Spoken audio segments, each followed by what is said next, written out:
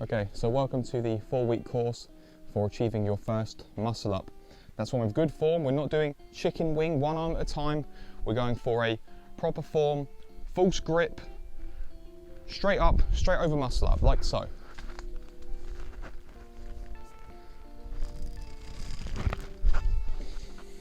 Like that. Okay, so how do we get there? Let's cover that. Okay, so now I'm going to show you what a set of muscle ups should look like, okay? This would be a relatively high volume set if we're going for 8 repetitions. Choose whatever number you want, right? This is me just showing you what a set of muscle ups would look like, okay? This is me trying to maintain consistent form throughout the whole set.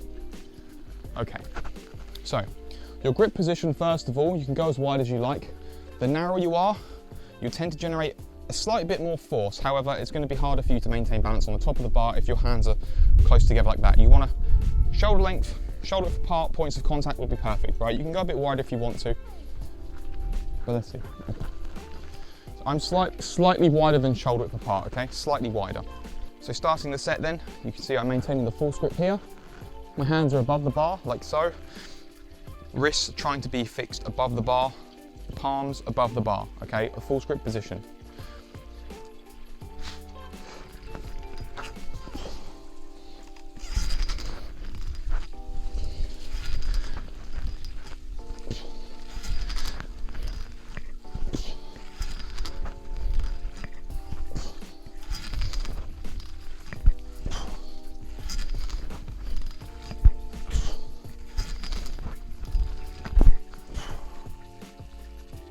There's 8, okay.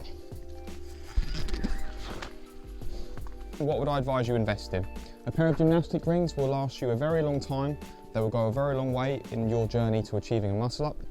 The main reason for that is we can practice our transition a lot easier on rings because we can adjust the height and we can basically walk ourselves down throughout the transition. Like so. We can use our legs to assist with that motion. We don't just have to get ourselves above the bar and then practice the negative portion from the top of the bar.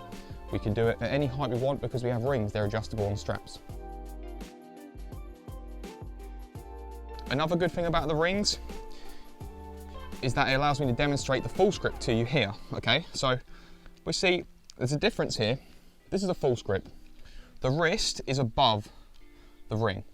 This would be the same principle on the bar. The wrist would be above the bar. This shortens the lever, so you don't have to pull as far, first of all. But most importantly, it gives you a solid base to press from when you're at the top of the motion, okay? Because first of all, you have to get yourself to the top of the bar, right? But then when you're above the bar, you then need to push yourself up so that you have the dip portion at the top of the movement to complete it. However, if you're using a neutral grip, like this, right? If your hands are like that on the ring, there's no way you can shift your weight above it then to get yourself into the dip position on top of the bar.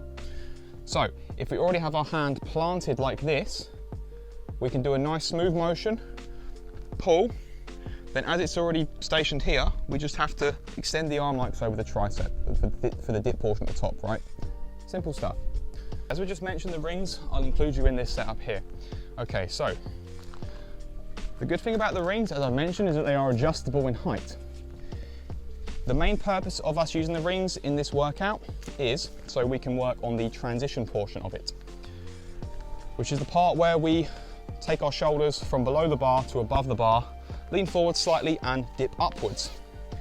And if you're familiar with training, you'll be aware that a negative or focusing on the eccentric portion of the movement can give you much gains in terms of your strength, okay, and technique. So if you're struggling or you've got a sticking point you're working through, a plateau you've hit, a negative set can do wonders for you. It can help you break that plateau and keep advancing, okay? We just pull through the strap to adjust the height, right? More this way, the higher up they go. Less this way, the lower down they go. Simple, just straps. Okay. So here's what I'm talking about with the negative portion, okay? First of all, setting up your rings. Try and get them even, of course, that will help. And in terms of how far away they should be, I would go from your elbow to your extended fingers, okay? try and get a distance around that. It hasn't got to be spot on, but the closer you can get to that, the closer it's going to be to your body size, right? They're not going to try and ping out too much. They're not going to be too tight in. They're going to be just right for your shoulder position, okay? Because that should be the length of your shoulders. Yeah? Got that? Okay. So we'll go side on here so you can see my body position. Right.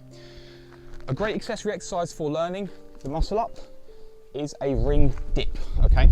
I'm not saying you need to do these straight away, but as it is part of the negative portion of the transition, I'll show you anyway, because I can do the negative portion from the top of the ring dip position, okay? If you have the strength to do these, or you have the resolve to work towards them, do so, because they are great for stabilizing yourself, as well as learning the scapular strength, because we're protracting like hell at the top of the position. We need to get our body position right. We need to learn how our body moves, how it adjusts to different lever positions. So rings are a great piece of kit to have if you're going to be training bodyweight stuff for a long period of time. If you're just trying to get your first muscle up, or you just want to do one, then you might not want to get some. But if you're planning on learning volume with them, if you want to be able to do like 6 or more muscle ups, getting some rings will benefit you greatly, okay? So the ring dips then, let's show you. So we're tucking the hands into the armpits, right? This is where we should be when we're coming up above the bar, right? Or when we're dropping below the bar. You want to be keeping your hands kind of tight to your armpits, right? So to come up through the ring dip like this, the negative portion of the muscle up then on the rings, let me show you. So we dip down like so. We then roll our shoulders backwards while keeping our hands as tight into our armpits as we can. And then we'd slowly come down like this. Reverse of that, we come up, hands dip into the armpits, and then we lean forward and dip up like so, right?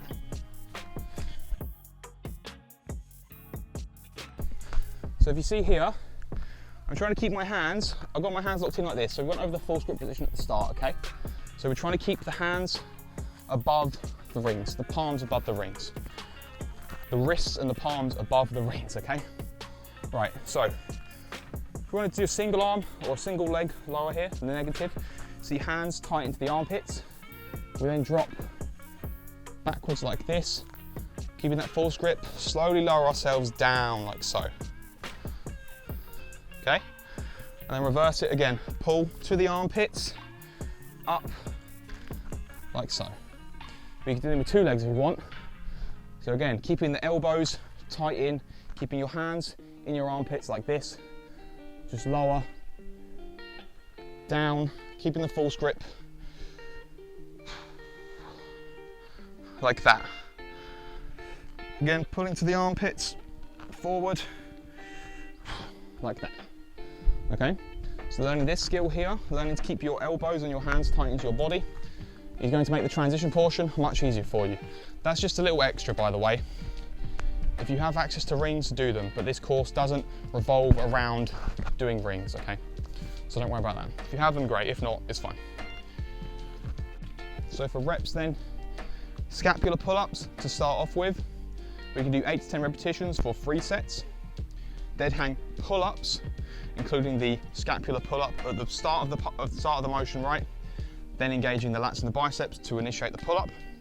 We could do 8 to 10 repetitions of 3 sets of those as well. So the high pull-ups are going for 4 to 6 repetitions for 3 sets.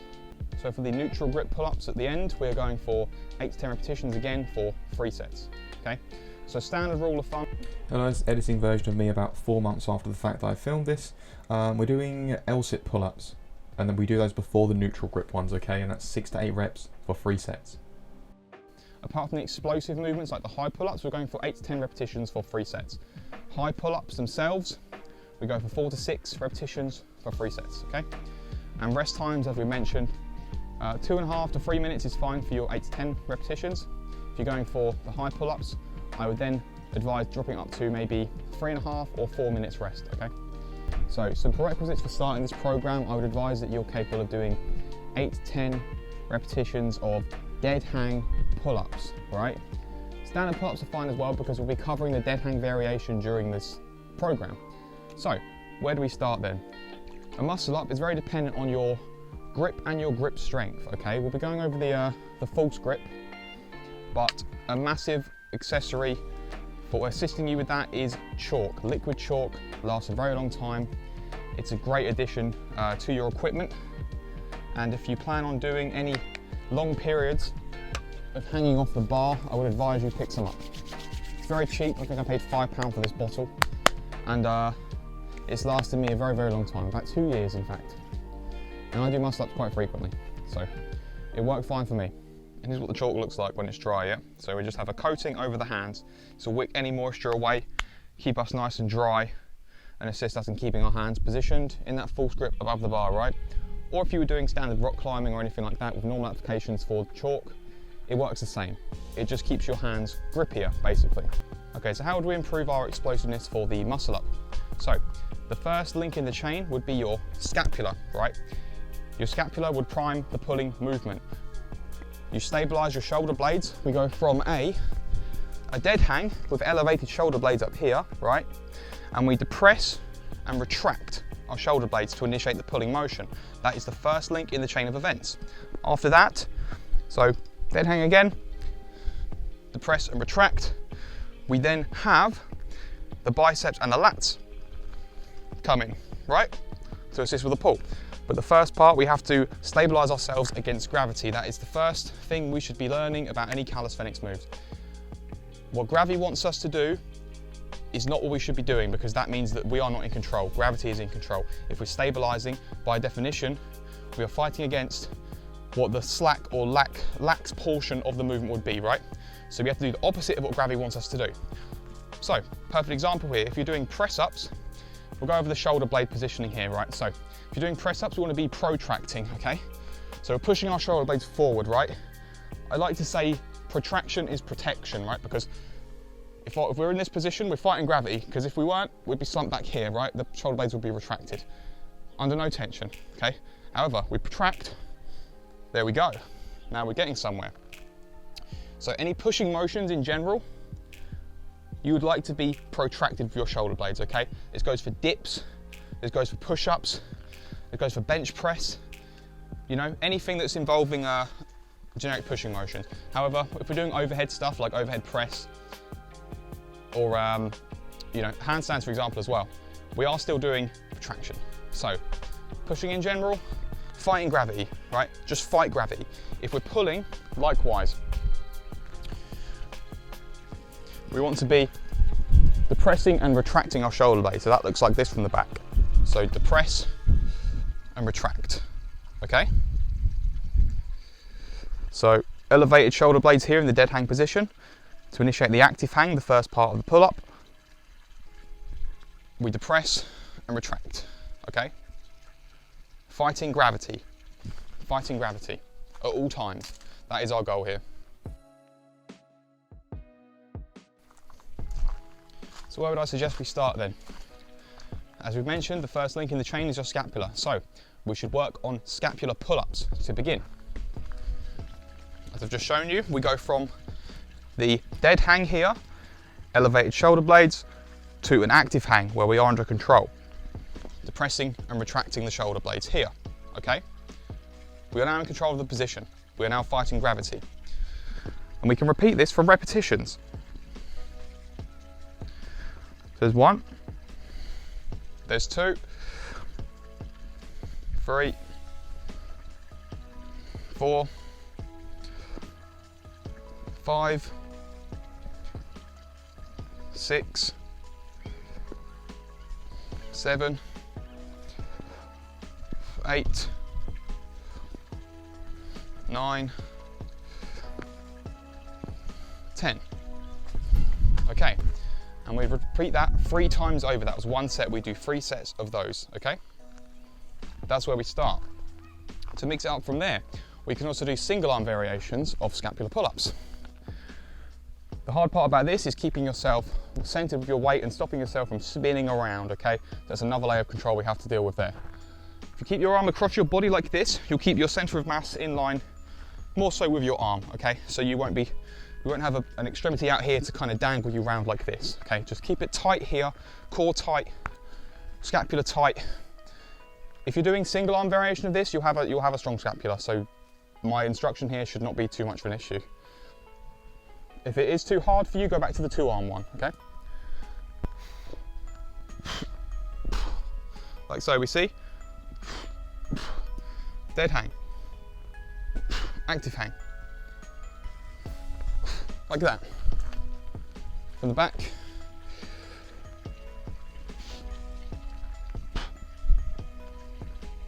If you want to work on any one-arm pulling work, one-arm chin-ups or one-arm pull-ups, these are crucial.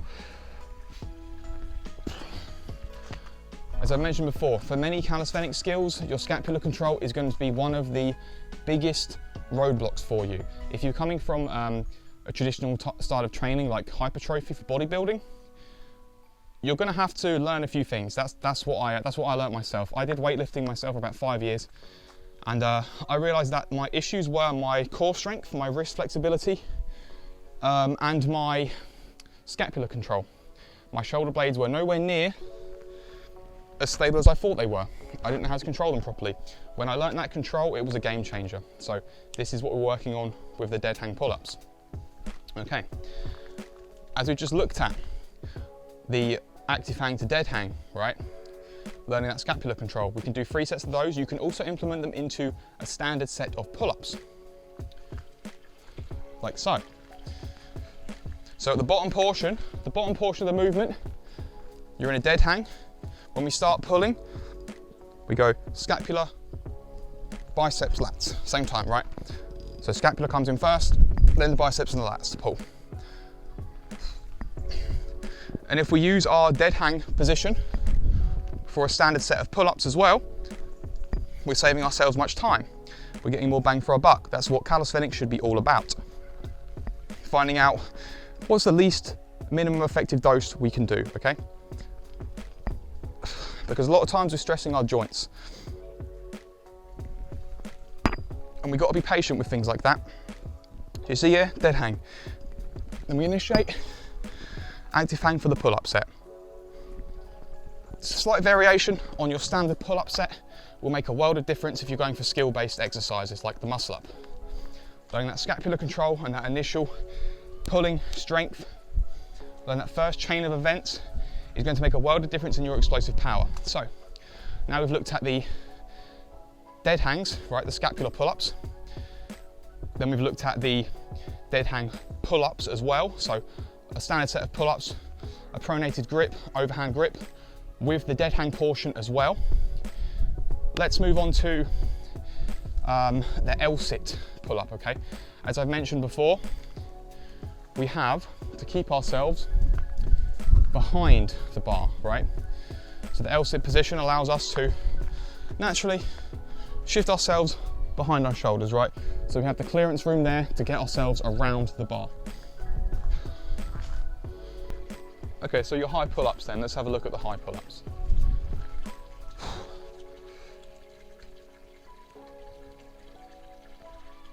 So again, 4 to 6 repetitions is absolutely fine. We just want to focus on the explosive portion of the movement, okay? Getting yourself as far up the bar as you can, okay?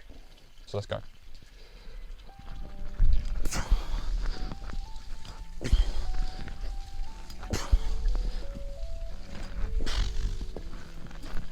There we go, 4, okay? The first 2 reps were around here to my belly button. The 2 after that were slightly higher. Once you set a mark for yourself, try not to vary too much from it, okay? Don't deviate too much. If you end up not having the explosive power to get yourself like below your chest, for example, stop doing the set, okay? If you manage 3 reps and they hit your chest, absolutely fine. But once it goes above, stop, set's done, okay? Just set a bar relative to your strength level and your explosiveness, okay? Once you stop hitting that bar, stop. And rest up, okay? I would advise you spend around 2.5 minutes for any repetitions in the range of 8 to 10. 2.5 minutes to 3 minutes rest time is perfectly fine. If you're doing 4 to 6 repetitions, however, I would advise you take maybe a 3.5 or 4 minute rest, okay? As we're trying to work on explosive strength, we need to rest properly to make sure our body's energy systems have adequate time to recover to assist us in our next set. So take plenty of rest on these. So for the L-sit pull-ups. We can go for 6 to 8 repetitions on these. They are quite difficult, so do what you can. Okay. You can also do a chin-up position if you want. It'll be slightly easier for you. It will all give you the same level of control in learning to position your shoulders and your head slightly behind the bar so you have room to get above and over it, okay? So obviously if we're trying to train for the specific skill, you're not doing a muscle up with a supinated grip in a chin up grip, right? We're doing them with an overhand grip, a pronated grip. So we might as well train more specifically to what we're trying to do. So again, the false grip here is important. You don't need the false grip for these, okay? Luckily, you don't need the false grip for these. Just like the dead hang pull-ups, you don't need the false grip for those either. The false grip should be reserved for the muscle up. I mean, if you want to work on it anyway, then you might as well use the false grip on all your pulling motions, okay? That's what I'd advise you do. So, we tend to go a bit closer on these ones. Like here is fine. And what we want to do, we can do our knees like this. It will position us slightly back from the bar, or we can do the full L sit to go all the way back. And then we're just focusing on pulling ourselves up from there, okay? So keeping the scapular position, moving ourselves behind the bar, up and over. We've got plenty of room there. Straighten the arms if you can.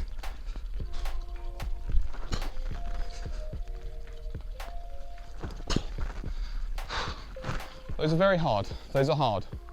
However, if you can do 10 normal pull-ups with your knee raised at least, you should be able to get like 4 or 5 of those.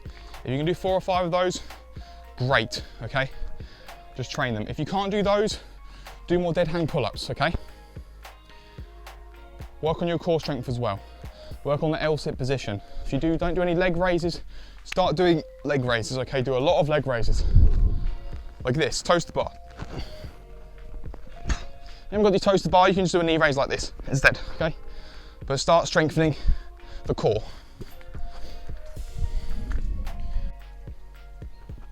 Okay, now for the last exercise, something I'd like to make you aware of. If you have access to rings, like I said already, this would be a great time to use them, okay? Because we're doing neutral grip muscle ups, which means our palms are facing each other.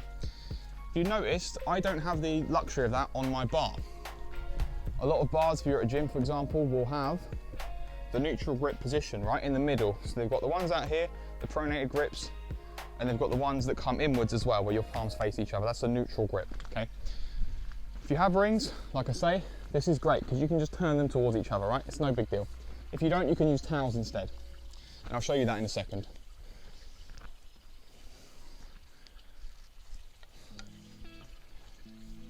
Okay.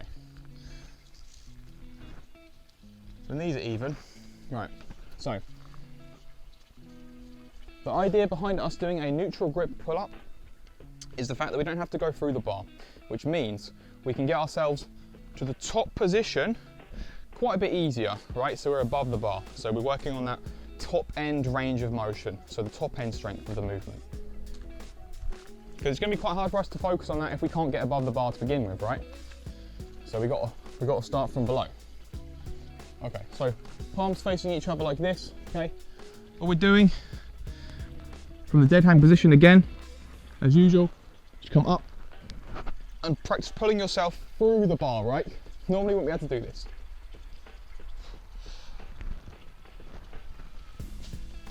Like so.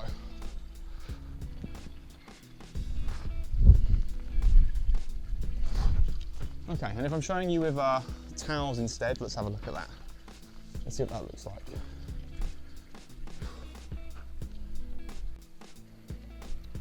So the neutral grip pull-ups on towels. The main goal here is to have our hands facing each other, right? Giving us room to pull through the center, okay? Like this. If we're doing that, we move back a little bit. If we're doing this, we move forward a little bit. We want the neutral grip so we can be in a straight line, okay? So grab them evenly, of course. Shoulder apart is fine. And as long as your hands are facing each other, you're good.